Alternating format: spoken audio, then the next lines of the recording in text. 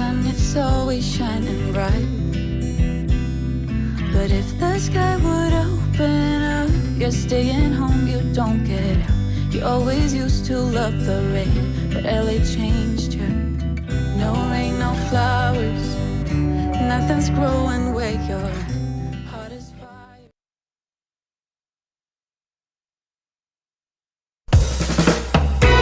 Raisa, Radio Indonesia Sehat. Healthy Radio.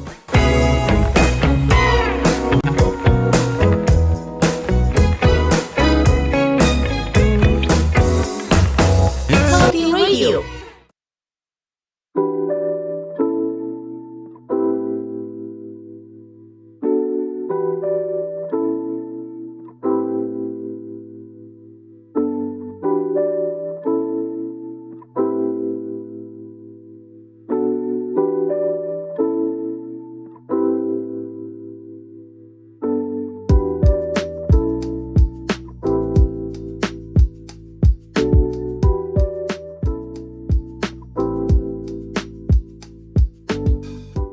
Assalamualaikum warahmatullahi wabarakatuh. Raisa, Radio Indonesia Sehat Healthy Radio dipancarkan langsung dari studio lantai 2 Ilmu Kesehatan Masyarakat di Departemen Kebijakan dan Manajemen Kesehatan FKKMK UGM.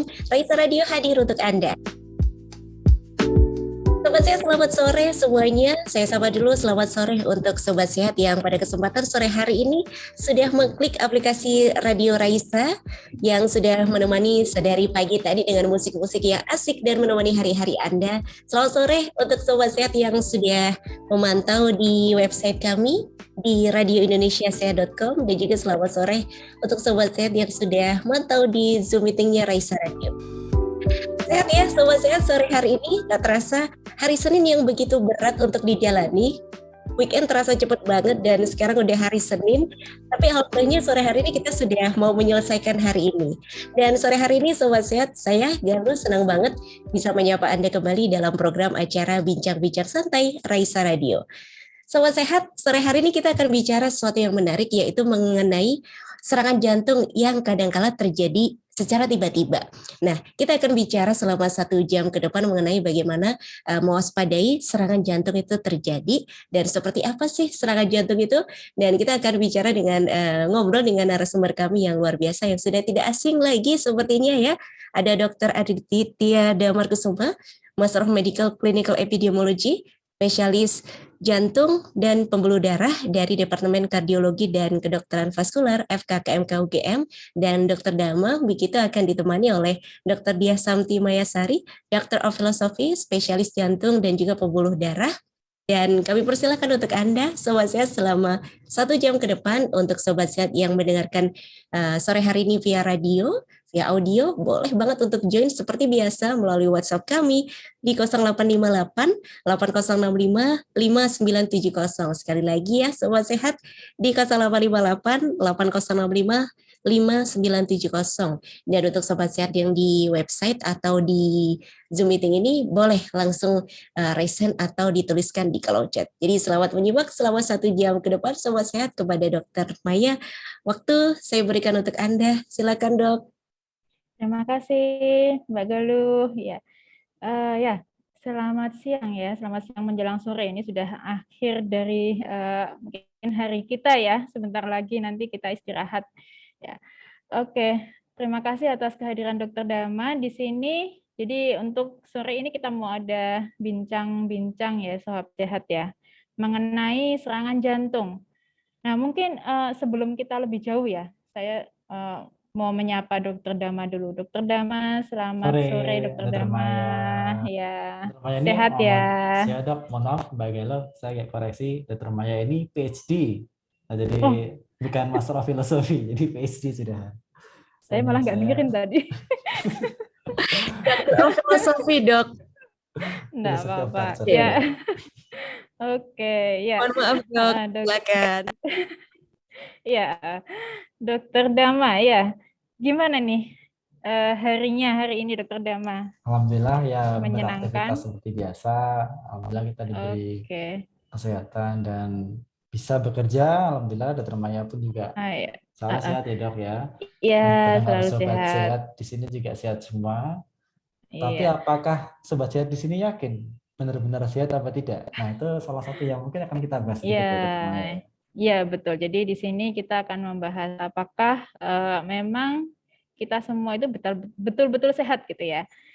Nah, mungkin sesuai judulnya dulu. Ini kan waspada serangan jantung gitu ya, Dokter Dama.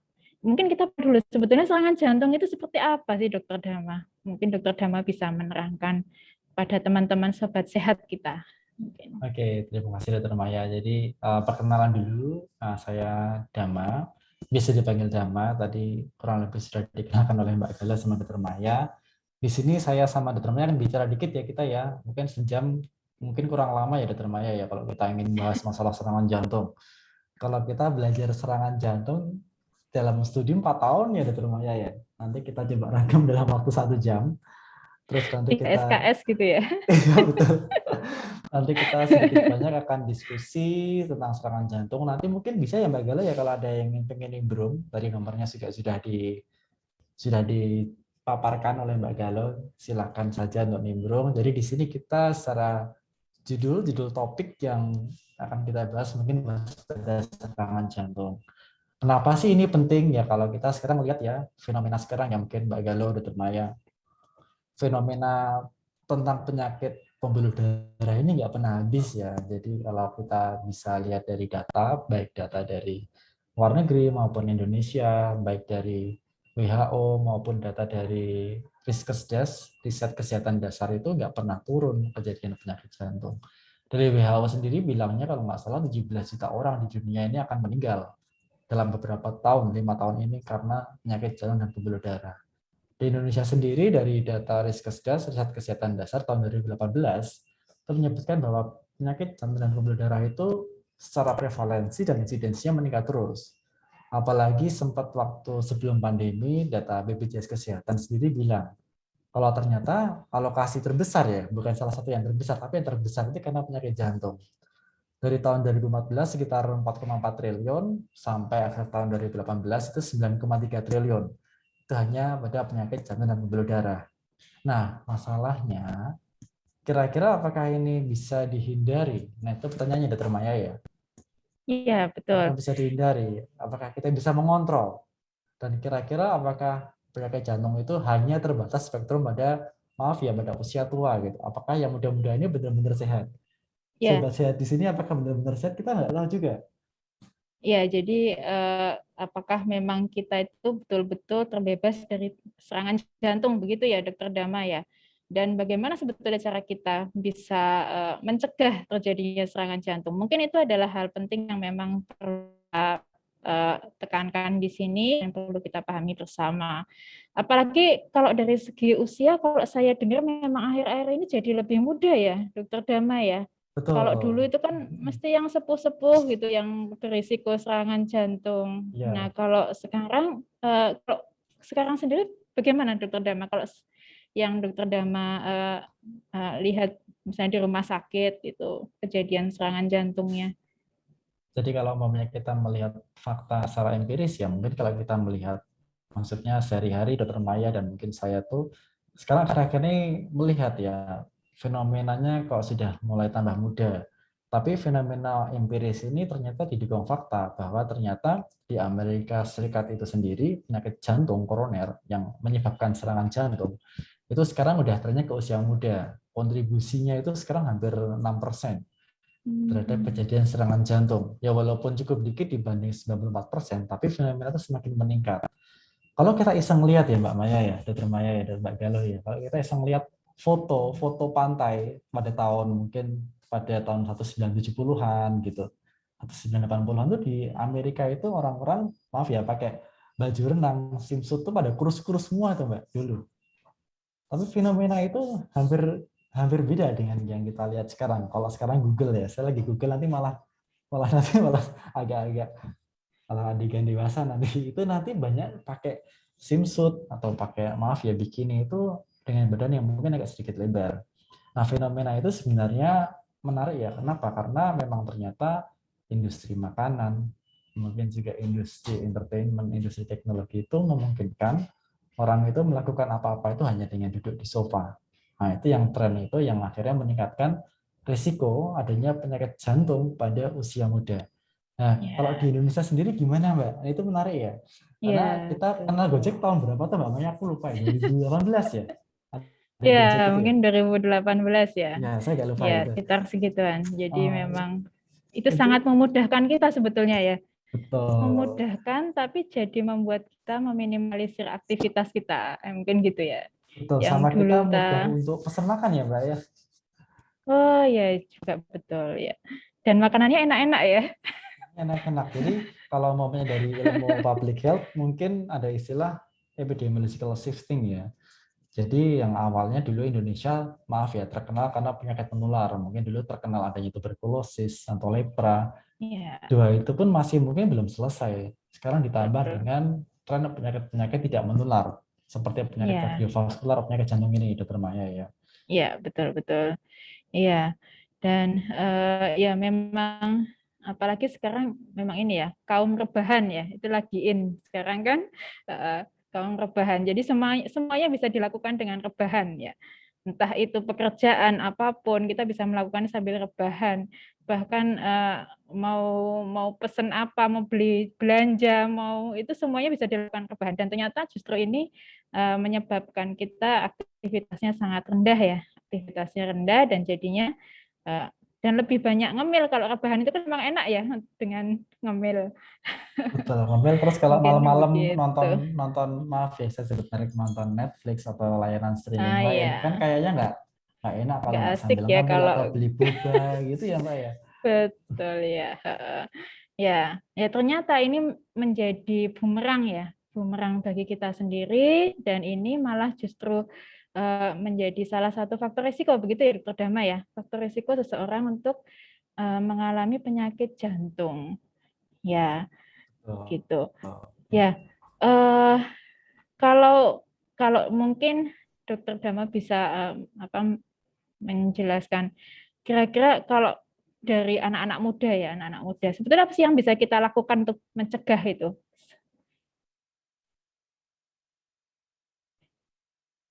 Oke, Ini jadi apa? kalau kita bicara Oh faktor ya, risiko ya, faktor iya risiko tradisional betul. tentu tidak jauh dari beberapa hal seperti merokok, hipertensi, diabetes mellitus atau penyakit gula, terus faktor kolesterol dan faktor keluarga. Nah, sebenarnya tren untuk anak muda itu sendiri, itu ada penelitian di Cina menunjukkan bahwa orang-orang muda, anak-anak muda, yang kalau secara studi itu bervariasi, yang dibilang muda penyakit jantung itu umur berapa? Rata-rata berkisar antara usia kurang dari 35 tahun, ada juga studi yang bilang muda itu di bawah 55 tahun. Oke, kita taruh rata-rata aja, berarti sekitar di bawah 35 tahun yang kita bisa bilang muda gitu. Nah, itu di Cina itu studinya bahwa yang menyebabkan faktor risiko pada usia muda serangan jantung itu adalah merokok, Mas ya. 70% adalah merokok dan hampir 55%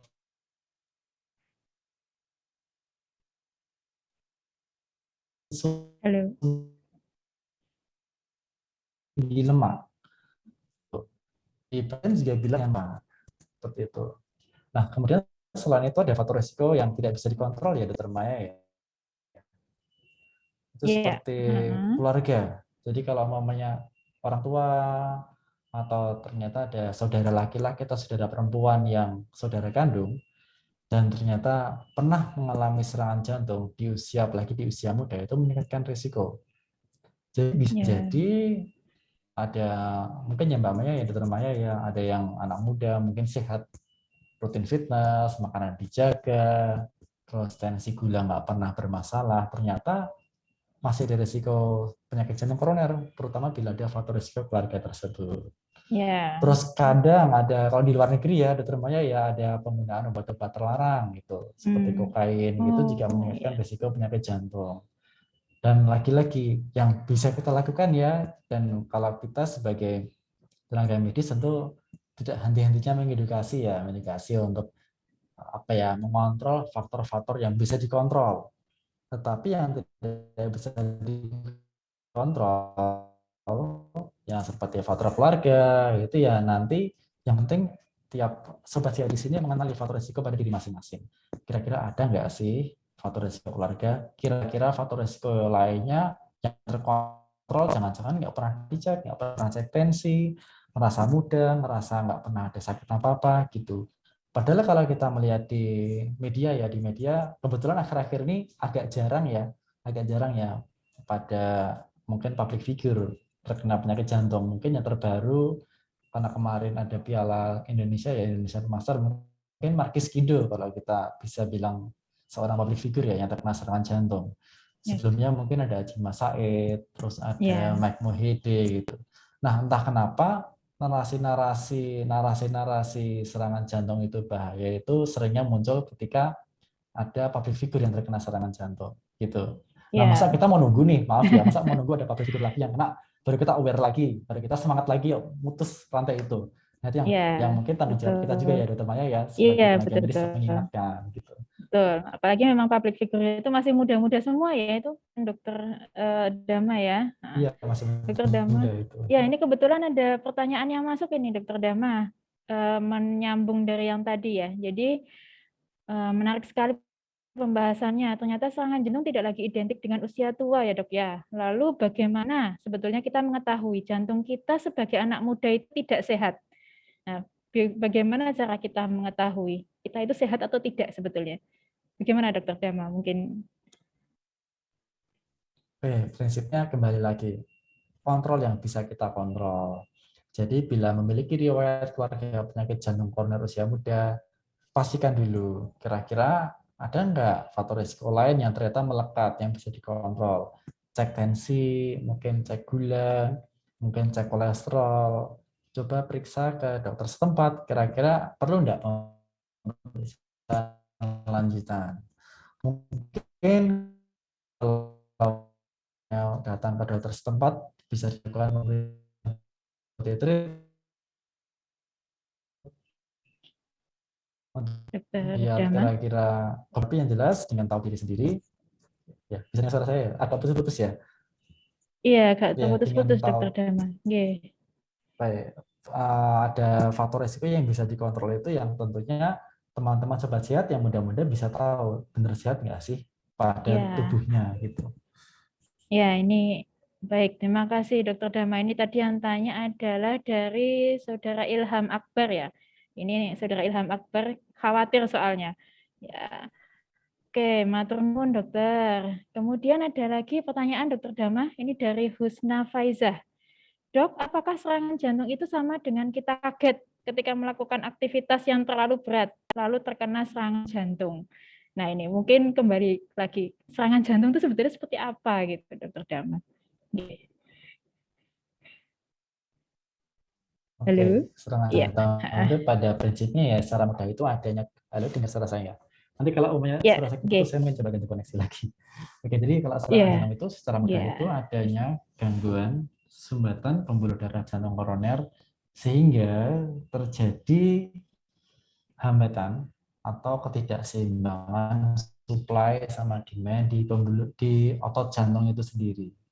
Nah, selama pembuluh jantung tersebut itu masih ada aliran, mungkin supply demand otot jantungnya tidak terlalu bermasalah. Pasien kadang hanya mengeluh nyeri dada. Tetapi bila sudah ada sumbatannya itu yang hampir total, maka sama sekali tidak ada suplai darah ke otot jantung sehingga otot jantung berangsur-angsur akan mati dan kemudian muncul nyerinya hingga disebut serangan jantung. Nah, pertanyaannya bila anak usia muda kaget terus kemudian kok mungkin berdebar-debar ya, itu bisa jadi agak jauh dengan disebut serangan jantung. Gitu. Ya, oke. Ya, ya jadi kalau kaget, gampang kaget itu belum tentu serangan jantung ya Dokter Dama ya. Belum Jadi tentu, belum tentu. Ya, jadi kalau serangan jantung memang biasanya gejalanya nyeri dada ya, nyeri dada, kemudian seperti ya tertindih dadanya gitu, nggak nyaman, sampai keringat dingin biasanya. Nah, itu biasanya serangan jantung. Begitu. Tapi kalau kaget ketika melakukan aktivitas, ya kalau orang memang ada sesuatu yang mengagetkan, orang kaget itu wajar ya Dokter Dama ya. Ya. Oke. Ini ada pertanyaan lain lagi. Kaget. Gimana? Oh iya. Ya, Dokter Dama ini ada pertanyaan lain lagi nih Dokter Dama dari Ratna Ningsih ya. Dok, apakah ada cerita pasien serangan jantung pada anak muda atau usia remaja? Nah ini kan tadi mungkin kita sudah singgung-singgung sedikit. Nah, mungkin ada ini enggak Dokter Dama, pengalaman memang ada yang usianya masih sangat muda atau usia remaja mungkin Dokter Dama sebagai contoh mungkin. Putus dari pertanyaannya, apakah Oh ada? iya, Nah, maaf ya. Jadi saya ulangi lagi Dokter Dama. Ini dari Ratna Ningsih ya. Apakah ada cerita pasien serangan jantung pada anak muda atau usia remaja? Ya, mungkin Dokter Dama pernah ada pengalaman pasien-pasien yang serangan jantung tapi yang usianya muda. oke. Mungkin ini Kalau memang dari ada yang dokter ingin sendiri, pengalaman paling bertanya. muda usia berapa, Mbak? Saya 39 kemarin ada. Ya. Ya 37 uap ya, unstable angina memang Masih ada. pelanggan ya. Ya, kalau Kalau Dokter usia Dama yang mungkin. secara observasi saya agak lupa ya, kira-kira dalam 2 bulan Ya. ini saya ketemu pasien usia 26 tahun, Dokter Maya. Oh, masih muda 26 sekali ya, tahun, 26 masih tahun muda, ya. laki-laki 26 tahun, dan faktor risikonya memang merokoknya memang kira-kira 2 pak sehari kalau nggak salah ingat saya, tanpa faktor risiko lain. Orang tua tidak ada Ya, faktor risiko serangan jantung. Nah, itu ya kembali lagi yang seperti yang kita diskusikan yang terjadi di awal sesi ya, bahwa tren ke anak muda serangan jantung itu siapa tahu nanti ke depannya semakin banyak. Di luar negeri udah meningkat, betul. di Indonesia pun sepertinya juga udah menunggu waktu ya. Jadi lagi-lagi awareness tentang serangan jantung ini, masa kita harus nunggu public figure kena lagi baru kita, biasanya yang masuk, Ya, maaf ya, masuk di detik.com, masuk di berita kompas.com itu setelah ada kejadian public figure kena serangan jantung. ya Habis itu kita betul. nonton di Baru beritanya. diulas tuntas gitu ya, Ya mengenai serangan betul. jantung dan kita baru mulai aware lagi. Oh iya, saya harus hati-hati. Biasanya seperti itu. Ya, Oke. jadi memang kalau berdasarkan pengalaman saya sendiri, memang beberapa pasien yang usia muda itu biasanya tidak ada hipertensi, tidak ada diabetes, tapi dia merokok ya paling sering. Ya, merokoknya mungkin sejak SMP, kemudian karena lifestyle ya, dia ingin berkumpul, diterima oleh teman-temannya, jadinya merokok 1 pak 2 pak sehari, akhirnya dalam usia muda sudah merokok. Ya, paling sering memang yang saya dapatkan juga seperti itu, Dokter Dama. Dan sebetulnya sangat disayangkan ya, karena kan faktor-faktor lainnya tidak ada. Oke, Dokter Dama, ini juga ada satu lagi nih, Dokter. Di chat ada pertanyaan tuh, Dokter Maya, di chat. Ya, ini ada chat pertanyaan masuk dari Saudari Siska Koinala ya. Selamat sore Dok, ingin bertanya jika teman atau orang di sekitar kita sedang terkena serangan jantung, apa yang seharusnya kita lakukan ya Dok? Nah ini, kalau sebagai seorang awam ya, seorang awam apabila di sekitar kita ada yang terkena serangan jantung, apa yang sebetulnya harus kita lakukan? Mungkin bagaimana Dokter Dama? Ya, terima kasih Dokter Maya. Jadi ya yang penting dalam tata laksana awal itu adalah pengenalan diri, pengenalan serangan jantung atau bukan. Betul Jadi ya. bila ada mungkin tetangga atau kerabat atau mohon maaf mungkin orang serumah yang mengalami gejala seperti nyeri dada, dadanya mungkin kalau umpamanya kita bicara masalah khas atau tidak khas mungkin agak sulit bagi orang awam.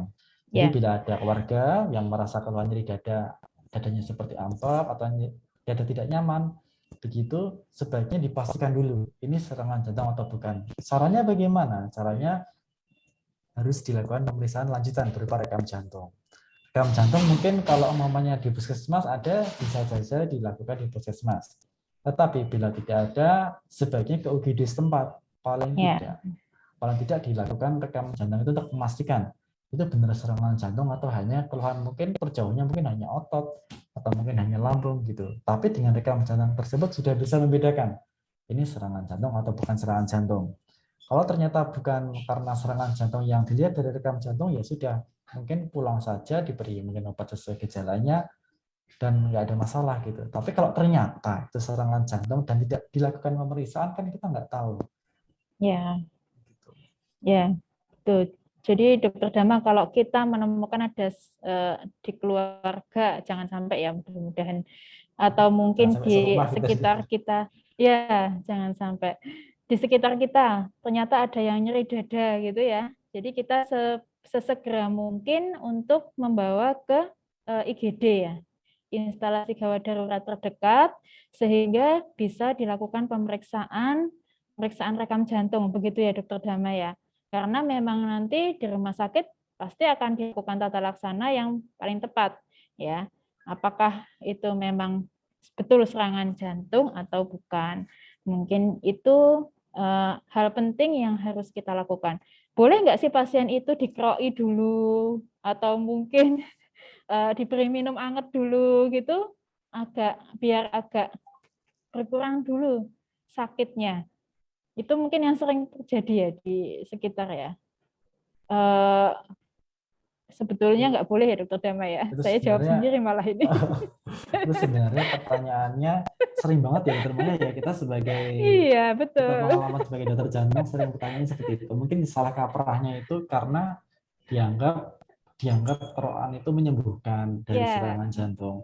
Tapi kalau keroan Betul. hanya untuk mau jauh ya, mungkin dalam kondisi sobat sehat di sini hanya keluhannya pegel-pegel masuk angin, mungkin nggak apa-apa, nggak masalah Nggak keroan. apa-apa, Tetapi iya. konsep karena kita nyeri dada, karena ada yang nyeri dada, mungkin sobat sehat ada kerabat yang nyeri dada, dan dikeroi itu takutnya nanti memperlambat pengenalan awal serangan jantung.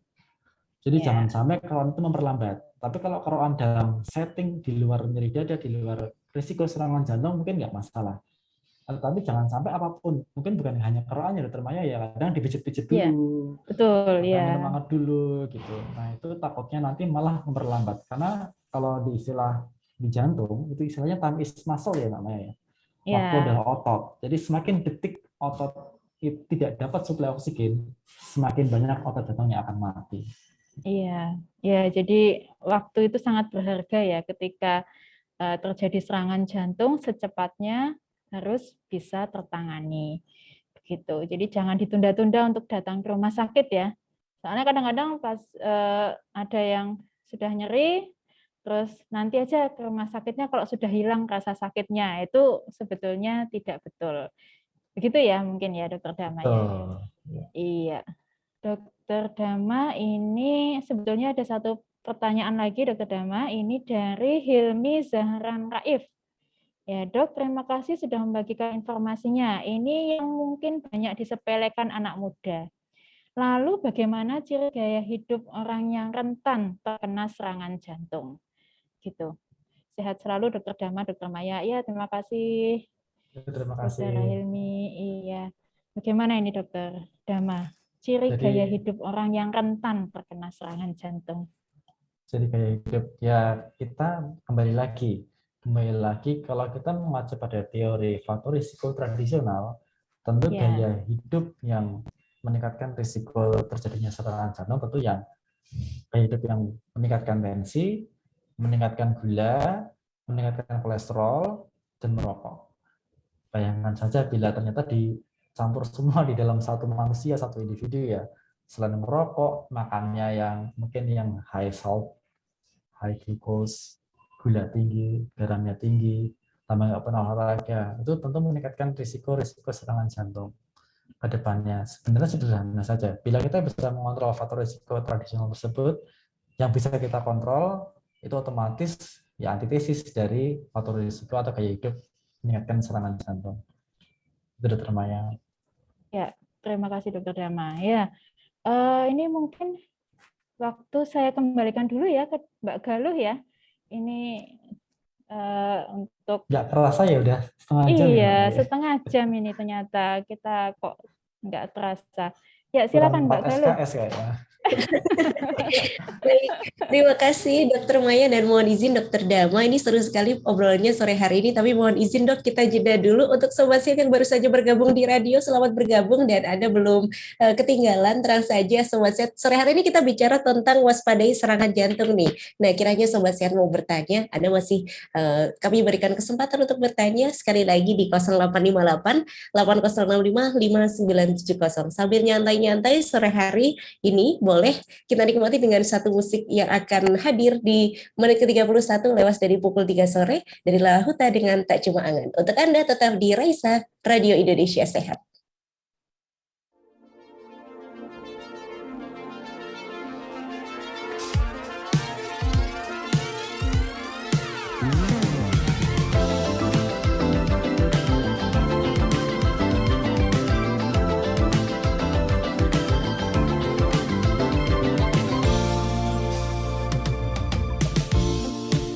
Berawal dari foto yang ku punya,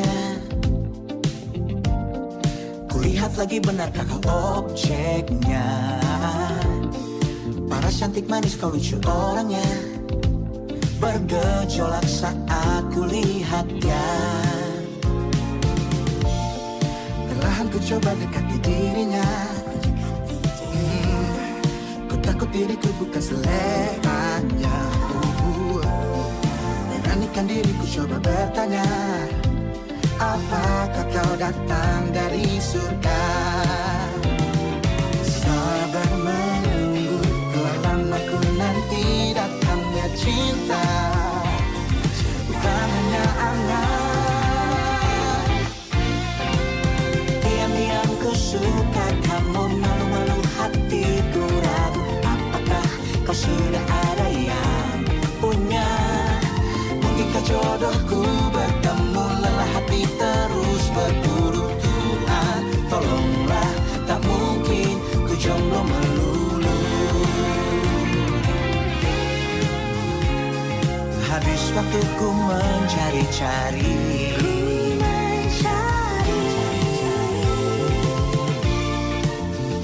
harapku dia yang ku tunggu, bukan sekedar anganku, bukan sekedar anganku, bukan sekedar angan-anganku. Kau saja isi hatimu, mungkin saja kau yang selama ini aku mau, kau yang selama ini aku cari. Bukan sekedar anganmu, semoga cinta bersemi di hati. Diam-diam ku suka kamu, malu-malu hatiku ragu, apakah kau sudah ada yang punya? Mungkinkah jodohku bertemu, lelati terus berburu. Tuhan tolonglah, tak mungkin ku jomblo melulu. Apakah kau sudah ada yang punya? Benarkah kau juga menunggu, siapa tahu jodoh bertemu. Tuhan tolonglah, tak mungkin. Tuhan tolonglah, tak mungkin. Tuhan tolonglah, tak mungkin ku jomblo melulu.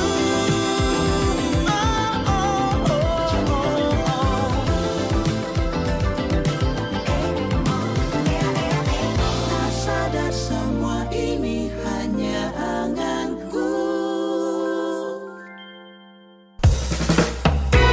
Raisa, Radio Indonesia Sehat. Healthy Radio.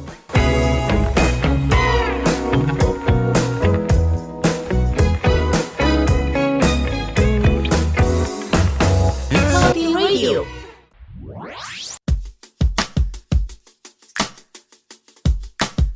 Informasi seputar kampus hanya di sini, di Seputar Kampus Kita.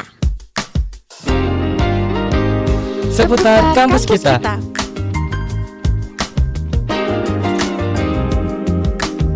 Halo Sobat Sehat, apakah Sobat Sehat sudah tahu kalau UGM memiliki fasilitas bis sekolah? Bis sekolah ini merupakan bis listrik dengan nama Trans Gajah Mada yang beroperasi di 2 jalur, yaitu kawasan timur dan barat UGM. Trans Gajah Mada merupakan transportasi ramah lingkungan yang selalu memperhatikan isu perubahan iklim dengan mengurangi penggunaan transportasi yang menggunakan energi fosil. Tersedia 2 Trans Gajah Mada yang akan mengelilingi area UGM dan melewati 35 halte Trans Jogja.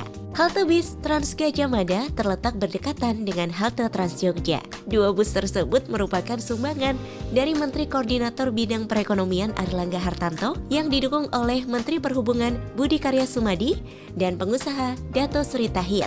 Bis ini dapat berkapasitas 20 penumpang dan beroperasi setiap hari Senin sampai dengan hari Kamis pukul 6:30 pagi sampai dengan pukul 4:15 sore dengan tunggu waktu di setiap haltenya sekitar 60 menit.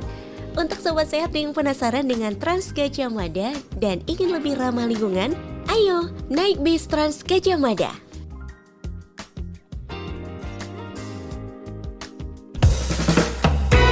Raisa, Radio Indonesia Sehat.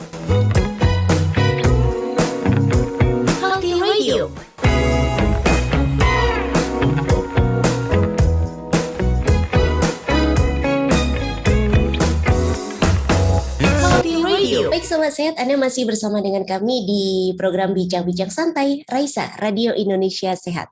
Sobat Sehat, Anda baru saja bergabung bersama kami kembali setelah satu lagu tadi ya dari Lala Huta yang sudah mungkin bisa membuat Anda lebih fresh gitu di sore hari ini. Dan Sobat Sehat, masih kita dalam program Bincang-Bincang Santai. Topik kita sore hari ini adalah waspadai serangan jantung, masih bersama dengan Dr. Dama dan juga Dr. Maya nih. Nah, ternyata nih Sobat Sehat, gaya hidup juga mempengaruhi untuk risiko terkena serangan jantung. Jadi, yuk kita sama-sama cek kira-kira gaya hidup kita nih selama ini seperti apa. Dan Anda juga boleh bertanya sekali lagi di 0858 8065 5970. Baik, mari kita simak kembali Sobat Sehat kepada Dr. Maya. Saya kembalikan Dok, silakan. Baik, terima kasih Mbak Galuh.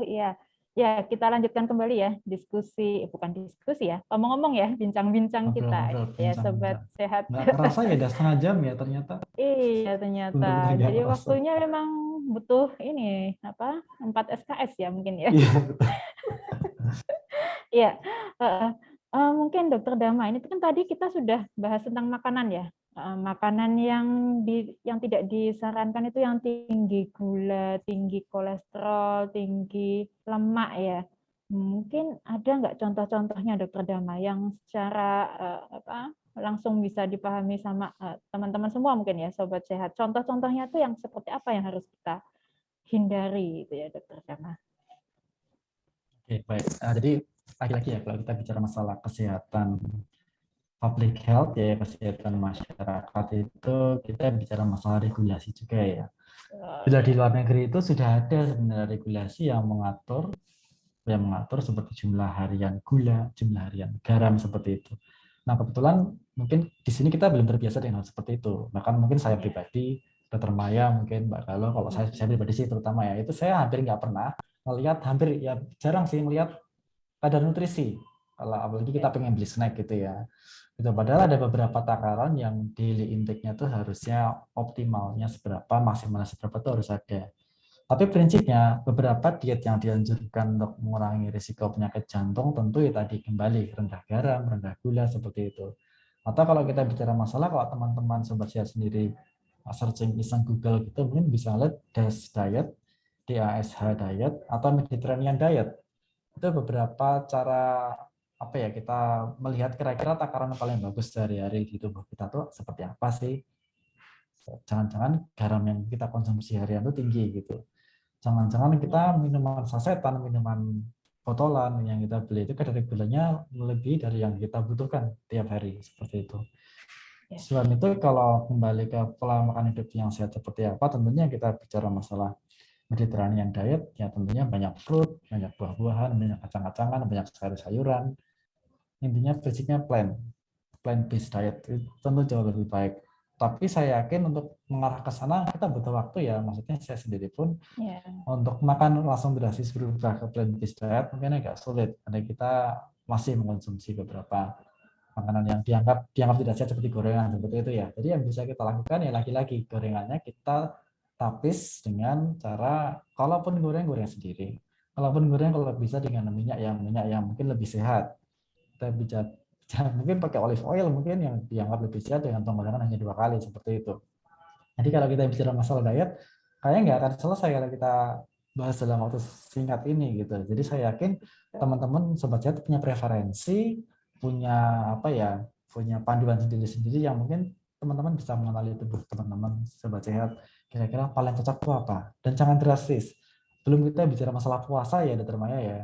Ya, Dan beberapa penelitian puasa, baik mau istilahnya mau puasa yang intermittent fasting, mau pakai famine diet, atau apapun, tentu teman-teman pasti punya preferensi sendiri. Dan kalau teman-teman ingin memulai itu, saran saya mungkin bisa dulu dicek kira-kira benar nggak sih kadar jahat di dalam tubuh itu sudah sejauh mana sih gitu. Cek dulu kolesterolnya, mungkin cek triglyceridnya, mungkin cek gulanya dulu. Kira-kira sebelum puasa atau sebelum diet itu kita bisa tahu baseline-nya dulu. Jangan-jangan sangat tinggi, jadi memang harus lebih agresif. Gitu. Terutama bila di atas usia 40 tahun. Jangan-jangan memang harus butuh nih obat-obat yang prinsipnya pencegahan pertama sebelum terjadi. Ya, itu mungkin bisa dipertimbangkan. Seperti itu, Dr. Maya. Ya, terima kasih Dokter Damaya. Jadi memang ada banyak sekali juga diet-diet ya tipe-tipe diet yang bisa kita pilih sesuai dengan kondisi kita masing-masing. Cuman mungkin memang yang perlu diperhatikan, kita juga ada diet-diet yang mungkin tidak cocok untuk mencegah penyakit jantung ya, Dokter Dama. Mungkin diet yang justru malah tinggi lemak, nah itu kan kita sangat berhati-hati untuk jangan sampai justru malah kadar kolesterol kita yang berlebih. Mungkin seperti itu. Ini Dokter Dama, ini ada Seafood diet ya? pertanyaan. Gimana? Seafood diet. Oh iya. Seafood. I seafood, I Iya. eat it. Saya lihat makanan, saya makan. Atau diet mayo, Mbak? Iya. Diet mayo. Kita ngelihat makanan ada mayonesnya, kita makan semua, diet mayo. Iya, kalau saya memang ini diet makanan enak gitu ya. Jadi semua yang enak itu saya makan. Makan. Ya. Iya. Oke, ini Dokter Dama ada pertanyaan ini dari Saudari Merinda Augustina ya. Menarik sekali Dok pembahasannya. Izin bertanya ya Dok, apa saja hal yang tidak diperkenankan dilakukan kepada orang yang sedang terkena serangan jantung selain memberi minuman, ya? Nah itu. Emang apakah kalau ada pasien serangan jantung kita nggak boleh ngasih minum apa Dok? Mungkin bisa memberikan pencerahan ini. Pertanyaannya mungkin kalau kita ini, saya yakin mungkin beberapa sobat sehat di sini beberapa kali ya melihat video yang viral ya kaitannya dengan masalah jantung. Saya nggak bilang serangan jantung, mungkin henti jantung saat itu. Jadi mungkin ada beberapa video viral ya yang ada mungkin pasien ya, kita bisa bilang pasien ya, yang tiba-tiba nggak sadarkan diri gitu. Terus tiba-tiba dalam sebuah rapat waktu itu kalau nggak salah saya lupa di luar Jawa itu ada sebuah rapat yang ditepuk-tepuk, dikasih minum gitu. Terus kemudian ada kalau nggak salah seorang istri pejabat itu naik gunung, kalau nggak salah naik gunung, lari ya biasanya ternyata nggak sadar ya lagi-lagi ditepuk-tepuk seperti itu. Jadi prinsipnya lagi-lagi, kalau pertanyaannya yang tidak diperkenankan dilakukan kepada orang yang sedang terkena serangan jantung itu apa? Yang tidak diperkenankan adalah menunda pengenalan dini. Itu yang nggak boleh dilakukan. Apapun itu, mau ngasih minum, mau memberi di bahasa Jawanya diblonyoi, atau diberi makan dulu, diberi apa, itu yang nggak boleh dilakukan. Sebelum itu tegak serangan jantung atau bukan. Beda ceritanya bila ternyata pasien tersebut atau kerabat sobat sehat di sini sudah sebelumnya tahu ada masalah jantung, sehingga dibekali beberapa obat, termasuk mungkin yang paling sering teman sobat sehat tahu obat yang bawah lidah mungkin. Nah, siapa tahu dengan obat bawah lidah itu memang saat penolongan awal ketika ada keluhan lidah bisa membantu. Tetapi bila pada pasien yang tidak pernah sebelumnya diduga ada masalah jantung, yang tidak ada perkenaan adalah menunda apapun itu bentuknya, mau kasih minum atau mau melakukan apapun. Ini tidak termain dari saya. Iya.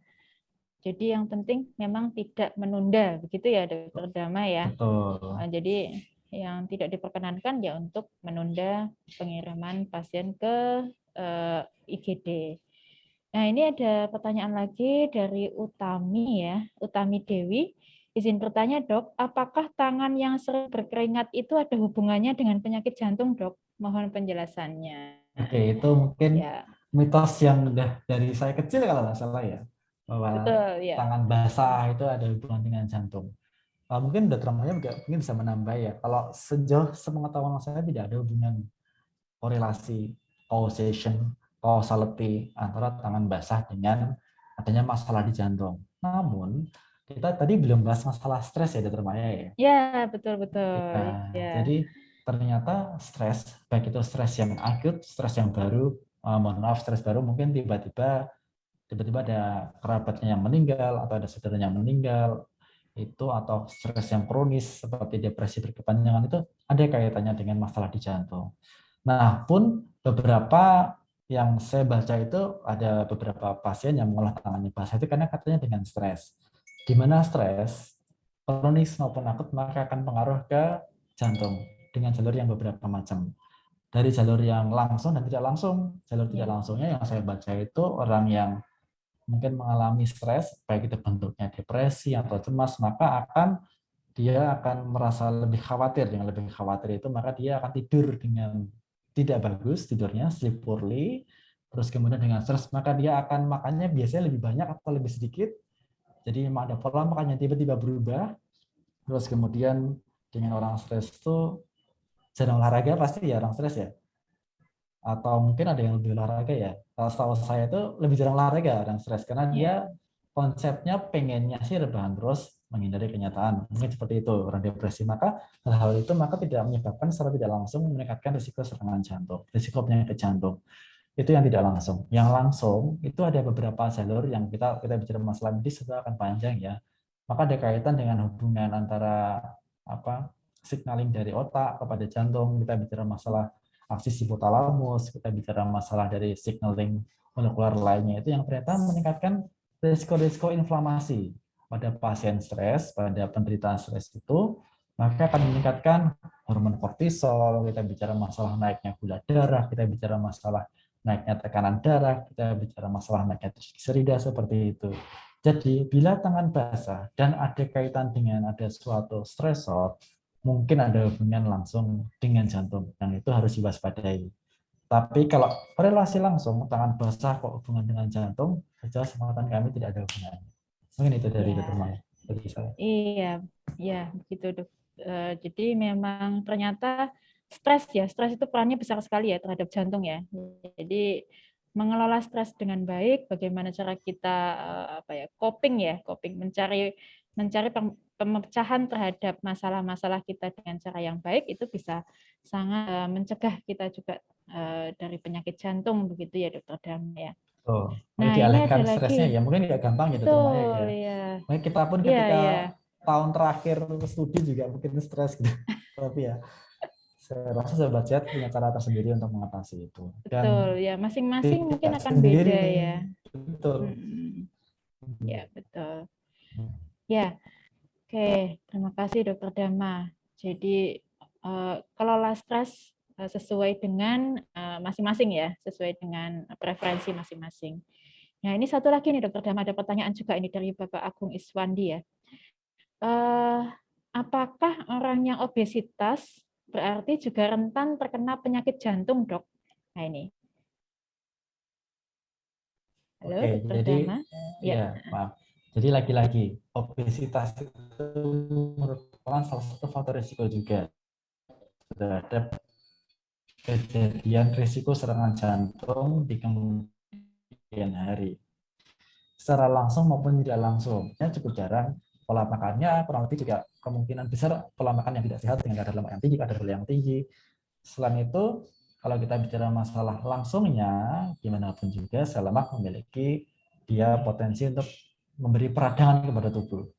Nah, peradangan kepada tubuh tersebut, bila peradangannya tersebut itu berlangsung secara terus-menerus, terutama di pembuluh darah yang kebetulan di pembuluh darah jantung, maka akan meningkatkan risiko serangan jantung. Kenapa? Karena peradangan di pembuluh darah jantung tentu akan meningkatkan risiko pembuluh darah jantung akan menumpuk lemaknya, menumpuk keraknya, yang kemudian bisa tumpuan lama-lama akan sobek dan menyebabkan adanya sumbatan di pembuluh darah jantung. Begitu, Dr. Maya.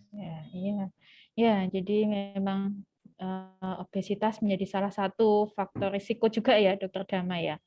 Nah ini jadi mungkin yang sekarang lagi tren juga nih olahraga ya, Dokter Dama. Kan kita menurunkan obesitas itu dengan olahraga. Kalau dari segi untuk mencegah serangan jantung, ada nggak sih olahraga yang disarankan itu? Mungkin. Yang salah saya ya. Halo? Jadi kalau dengar ya. Jadi kalau umpamanya olahraga apa, tentu kalau kita bicara masalah olahraga, bila teman Sobat Sehat pergi ke dokter jantung atau mungkin dokter dari rehabilitasi medis, maka akan diberi dosis olahraga yang terbaik buat Sobat Sehat. Tetapi secara garis besar kalau kita mengikuti program Kementerian Kesehatan dan program Germas, Gerakan Masyarakat Sehat kalau nggak salah istilahnya apa, saya lupa, Germas kalau nggak salah. Itu prinsipnya kita diharapkan berolahraga secara sadar, jadi bukan terus, waduh dok saya tiap hari macul nih dok, tiap hari saya kerjanya tiap hari di sawah setengah jam. Nah itu kan seperti olahraga, itu yang beda, itu adalah kegiatan fisik bukan olahraga. Kenapa? Karena ketika kita olahraga, maka hormon-hormon yang diproduksi itu kan hormon-hormon yang beda dengan ketika kita bekerja. Kalau kita bekerja, maka kita akan dituntut untuk selesai dalam waktu berapa jam, selesai untuk menghabiskan, mungkin kalau dokter Maya pasien berjumlah puluhan, atau mungkin kalau umpamanya petani harus menghabiskan beberapa petak sawah seperti itu bekerja. Tetapi ketika olahraga, maka kita akan sadar bahwa target kita akan selesai berapa kilometer dalam waktu berapa lama. Nah, itu beda. Hormon-hormonnya keluar akan beda. Nah, selain itu, berapa intensitas frekuensinya, prinsipnya olahraga yang dianjurkan, terutama untuk menjaga kebugaran jantung adalah olahraga yang ritmikal, olahraga yang continuous, olahraga yang berinterval, seperti itu. Kalau istilah kita ada trips ya, Dr. Maya ya. Garis besarnya dilakukan kira-kira secara rutin dan secara intensitasnya kalau bisa naik tiap saat. Berapa kali dalam seminggu? Rekomendasinya macam-macam. Bila teman-teman sobat sehat bisa olahraga sedang berat, itu bisa 2 kali seminggu cukup. Tetapi bila rata-rata, saya yakin sobat sehat di sini rata-rata bukan atlet ya, itu bisa olahraganya kira-kira minimal 3 kali sehari, minimal 3 hingga 5 kali sehari, paling tidak 15 menit kali 2 atau setengah jam. Boleh dimulai dengan jalan kaki atau jogging, atau boleh ritmikal lainnya seperti renang, lari maupun sepeda. Jadi dengan 5 macam olahraga itu yang ritmikal, boleh sesekali olahraga rekreasional seperti misalnya suka main sepak bola, main futsal, itu silakan. Tetapi yang dianggap lebih menjaga kesehatan kardiovaskular itu yang ritmikal tadi. Jalan kaki, jogging, renang, lari, sepeda, seminggu 3 kali, seharinya itu 30 menit kira-kira. Oke, ya begitu. Terima kasih Dokter Dama. Ya ini sebetulnya ada 2 pertanyaan lagi ya, tapi waktu kita mepet ya ini.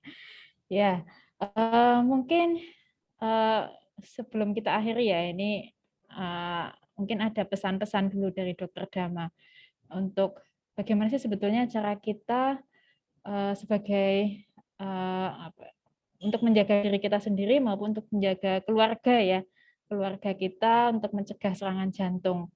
Mungkin ada poin-poin penting yang bisa digarisbawahi oleh Dokter Dama. Silakan Dokter Dama mungkin. Ya jelas kembali lagi ya, kita harus bisa mengenali diri sendiri, pun kita harus bisa mengenali kondisi keluarga kita. Siapa tahu di sini sobat sehat ada kerabatnya atau mungkin tetangganya yang pernah riwayat serangan jantung, atau mungkin riwayat gagal jantung, atau mungkin riwayat penyakit jantung lainnya yang berisiko jatuh di dalam keadaan lain namanya henti jantung. Bila ada keluarga atau kerabat yang berisiko mengalami henti jantung, maka sangat-sangat dianjurkan ya Dokter Maya ya untuk belajar bagaimana bantuan hidup dasar. Jadi kita sebenarnya cukup miris ya Dokter Maya ngelihat di media itu kok ada apa ya, ada yang viral itu pasien henti jantung kok tidak dilakukan pijat jantung sesuai dengan teori, yang sebenarnya itu adalah kompetensi dari orang biasa sebenarnya, lay person atau orang awam pun seharusnya bisa melakukan itu. Nah, itu yang harus ilmu yang sebaiknya dikuasai teman sobat sehat ini, baik yang ada kerabatnya atau saudaranya yang pernah mengalami serangan jantung yang kelak mungkin akan berisiko henti jantung. Di luar negeri sudah mulai diajarkan sekarang dari ketika masa SD kalau nggak salah ya. Di Australia kebetulan waktu itu saya pernah ikut pelatihan, ikut melihat anak SD belajar pompa jantung. Gitu. Nah, itu yang sampai saat ini di Indonesia budaya seperti itu masih ya, kita pelan-pelan akan mengusahakan bahwa ilmu bantuan hidup dasar sebaiknya disebarluaskan, tidak terputus pada kalangan tertentu saja. Ya, baik Dokter Dama ya. Jadi memang sangat kita bisa membekali diri kita sendiri untuk menjaga diri kita maupun menjaga keluarga kita agar kita semua bisa terbebas dari penyakit jantung ya. Itu jadi yang bisa kita harapkan, dan semoga apa yang bincang-bincang kita hari ini bermanfaat ya Dokter Dama. Ini sudah waktunya sudah habis, ternyata sudah melebihi waktu. Ada Mohon maaf ini Mbak Galuh. Dokter Maya, mungkin kita jawab sedikit boleh ya, kasihan sudah bertanya. Gimana Mbak Galuh, boleh ya? Jawab singkat ya. Silakan Dok, silakan. Oh iya, baik ya. Jadi ini yang pertama dari Reina Juno Melan, terima kasih informasinya. Bagaimana cara kita mengetahui apabila kita memiliki kelainan jantung, dan apakah jantung yang sehat itu bisa Oke, langsung answer aja ya. Jadi cara mengetahui apabila memiliki kelainan jantung apa karena enggak, serangan tentu, jantung. Ya, Ya. Tentu kalau umpamanya mengetahuinya tentu dengan pemeriksaan ya Dokter Maya ya, pemeriksaan ke dokter penyakit dalam atau dokter jantung. Nanti ada rangkaian pemeriksaan, mungkin rekam jantung atau mungkin dilanjutkan dengan USG jantung atau ekokardiografi atau mungkin dilanjutkan dengan pemeriksaan treadmill jantung. Ini bisa dilakukan, jangan khawatir, dipastikan saja kalau teman-teman sobat sehat Ibu Reni ini penasaran ada masalah apa enggak. Dan apakah jatuhnya sehat bisa terkena serangan jantung? Jawabannya bisa. Set reset bisa gitu. Jadi kita nggak ada yang tahu. Jadi mungkin ada beberapa yang saya nggak tahu. Sobat sehat di sini semuanya, pun saya pun Dokter Maya kita nggak tahu ada jantung sekarang seperti apa. Jadi apapun itu bisa terjadi. Jadi tujuan kita di sini mengedukasi untuk meningkatkan awareness tersebut. Terus berikutnya tentang kopi ya. Intinya yang kopi ya Dokter Maya ya. Iya kopi betul. Kopi intinya nggak ada masalah. Kopi yang terutama kopi yang tanpa gula ya Dokter Maya ya. Jadi Dokter Maya kalau setelah minum kopi kemudian berdebar. Oke. Ya. Jadi kalau sebenarnya kopi sendiri nggak ada masalah, terutama kopi yang tidak sasetan, kopi yang tanpa gula itu tidak masalah. Beberapa studi bahkan bilang kopi itu protektif atau melindungi dari kejadian jantung bahkan. Tapi memang perlu diperhatikan. Kalau kopi kadang meningkatkan risiko asam lambung, meningkatkan risiko berdebar-debar yang itu harus diperhatikan. Mungkin salah satu opsinya ganti kopi yang mungkin tidak meningkatkan rasa berdebar terhadap Mbak Rianti di sini. Ya, tapi nggak ada masalah, kopi silakan aja. Ya, jadi moderate amount ya katanya. Moderate amount itu justru malah merupakan protektif ya, protektif betul. Ini ada satu lagi, apakah betul olahraga renang paling bagus untuk jantung? Nah, bagus ya, sudah dijawab oleh Dr. Dama. Memang salah satunya renang juga disarankan. Gitu, mungkin pertanyaan sudah terjawab semua. Mudah-mudahan semuanya sudah puas ya dengan jawaban-jawaban kita. Ini waktunya sudah molor lama, Mbak Galuh sudah menunggu ini dari tadi. Juga absen putranya kita nih ya. Ya. Jadi itu kita akhiri ya bincang kita sore hari ini. Ya, monggo Mbak Galuh, silakan. Baik, terima kasih banyak buat sangat Dokter Dama, Dokter Maya sudah berkenan untuk menjawab semuanya keresahan dari sobat-sobat sehat di sore hari ini. Ini sebetulnya masih banyak yang masuk di WhatsApp, cuman karena waktu untuk sobat sehat, terima kasih banyak atas partisipasi Anda. Jadi semoga Anda tidak bosan-bosan lagi untuk bisa bergabung untuk interaktif bersama dengan kami, tentunya dengan informasi yang menarik dan juga bermanfaat untuk Anda. Terima kasih banyak Dokter Dama, Dokter Maya sudah berbagi ilmunya sore hari ini. Sehat-sehat Dokter Dama, Dokter Maya.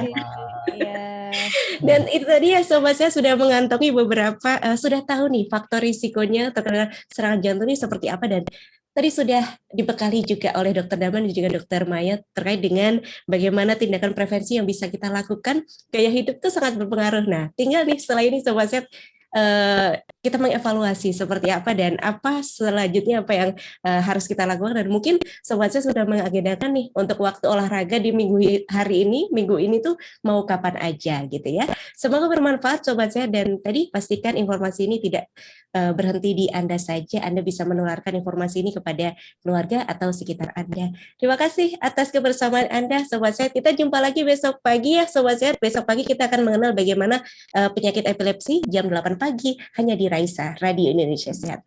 Terima kasih, saya Galuh beserta dengan tim mohon pamit undur diri. Mohon maaf apabila ada kesalahan pada saat acara berlangsung. Dan untuk sobat sehat, topik-topik mengenai informasi tentang Radio Raisa bisa Anda dapatkan melalui Instagram kami di @raisa_radio_ugm. Saya Galuh mohon pamit. Dokter Dama, Dokter Maya, terima kasih. Selamat beristirahat. Terima kasih. Terima kasih sobat sehat semuanya. Sampai jumpa di lain waktu, lain kesempatan. Wassalamualaikum warahmatullahi wabarakatuh. Waalaikumsalam warahmatullahi Bila bintang bertabir senja melukis senyuman, hiasi cakrawala di hatiku, melihat dua indah bola mata di panasmu. Nona pipi berkata, ku inginkan dirimu jadi intan permata di hatiku. Tak perlu kau bicara, dewa dewi asmara bersatu.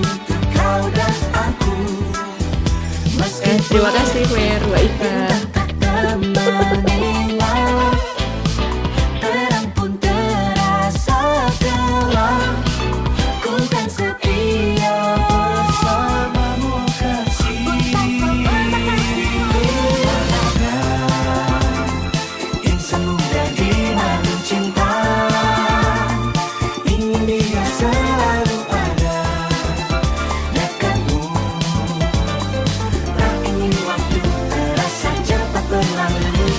Tiada lagi ada senja kecewa, jingga langit merdu bernada kasih. Langkah sejuta warna pelangi cinta bersama. Iskaria, Iskaria, Iskaria, Iskaria. Nona pipi berkata, ku inginkan dirimu jadi intan permata di hatiku.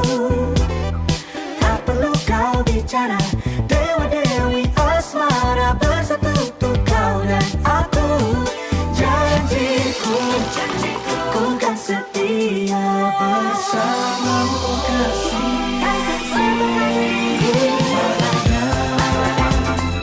Insan muda di malam cinta, ingin dia selalu ada dekatmu. Tak ingin waktu terasa cepat berlalu. Tiada lagi ada senja kecewa, jingga langit merdu bernada kasih. Langkah sejuta warna pelangi cinta bersama.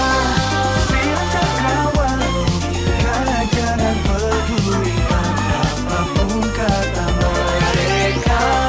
Satukan bentang jurang sukma, kau dan ku selamanya. Setia, senada, dan seirama. Balada, insan muda di madu cinta.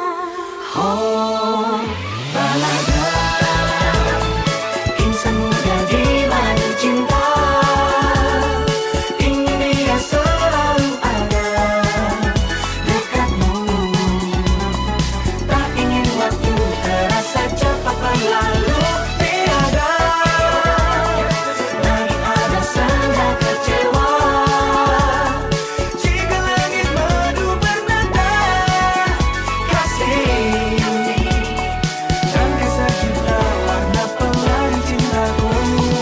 Langkah sejuta warna pelangi cintamu. Rangkai cerita bersama.